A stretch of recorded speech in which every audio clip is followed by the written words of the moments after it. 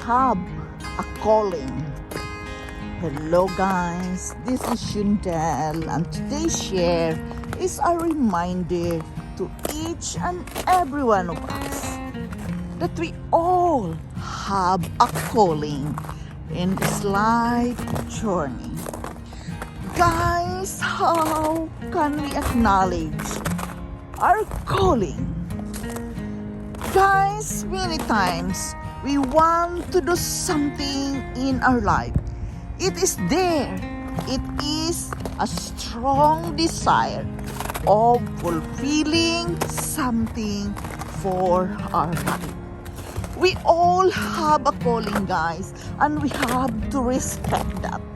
Why? Because God is planted it in your heart. You have that calling because God wants you to fulfill that. God wants you to get ready and fulfill that God-given calling. Guys, when you have that calling, probably you are frustrated because it is very difficult to do it. It's hard. But guys, remember, when you have that calling, you cannot ignore it. It will come up again and again. The urge to do that is so strong that at the end, you have just to follow the desire of your heart. It is a strong desire, and that calling must be fulfilled. I believe that each and every one of us have a calling. It is just different from one person to another. Guys, that huge desire must be fulfilled, or else you are not in peace, because it will come back again and again.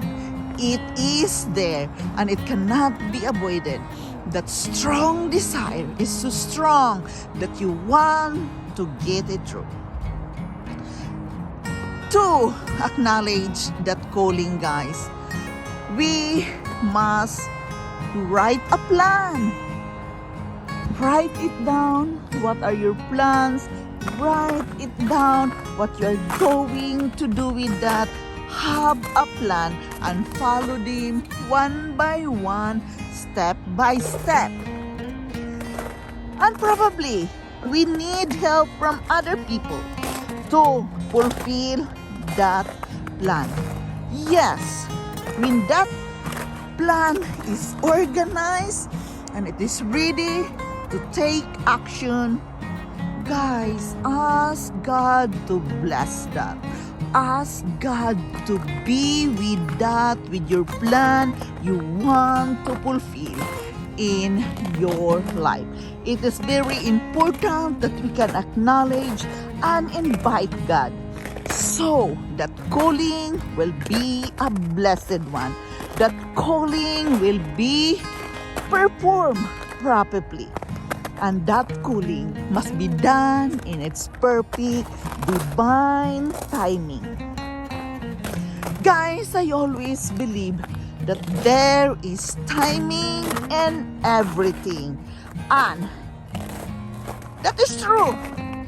Each and every one of us is ordained by God that all the blessing, all the things we are going to do with our life, in its perfect divine timing. Have you ever noticed that you're trying to do things and you want it to be perfect, and again you have a failure? Why? You did not get it because it is not yet your time.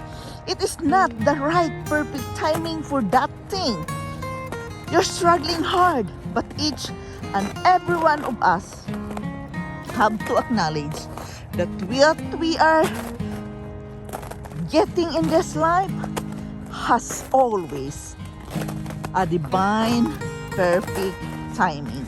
Therefore, it is important when you have the plan of that calling which you want to fulfill, you want to fulfill that calling, you have to take it to the Lord in prayer. So He will bless that plan and everything will be done in its perfect divine timing. Yes, there is timing in everything.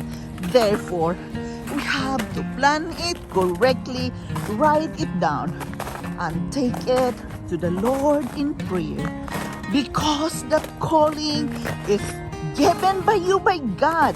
It is there in your heart because God planted it in your heart, and He must bless that calling so you can fulfill it properly and in its perfect divine timing. This is Shundel. Thank you so much for listening.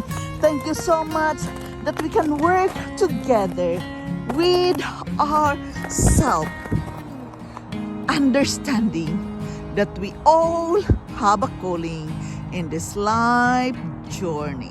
I love you all and bye-bye.